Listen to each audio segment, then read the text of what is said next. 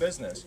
So one of the things that we also like for people like Steve to do that are familiar with this business from the standpoint that he is a contractor is that's also something when we're trying to decide what to do with the property.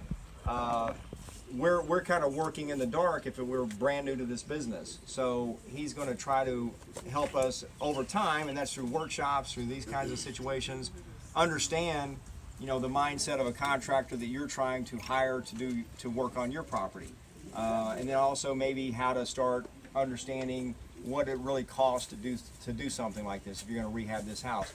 But there's also different ways that you would do the rehab. So if you're going to buy and hold it, you're not going to put the same money into it that you would if you were going to try to flip it.